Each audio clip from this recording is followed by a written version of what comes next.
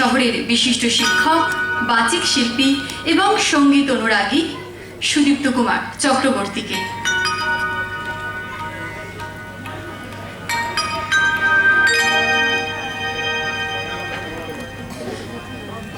আসলে বাবা হয়তো বলতে লজ্জা পাচ্ছে, সুদীপ্তদার কথা আলাদা করে আর কি বলবো। সত্যি আমাদের এই জেলা তথা রাজ্যের গর্ব, একজন আদর্শ শিক্ষক যিনি ছাত্র অন্তঃপ্রাণ এবং আমাদের অনেক কবিতা তিনি লেখেন।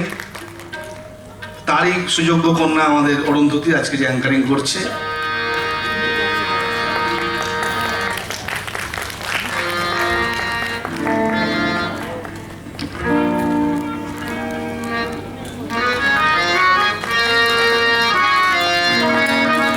দর্শকদের অনুরোধ করবো একবার জোরে হাততালি সুদীপ্ত কুমার চক্রবর্তীর জন্য।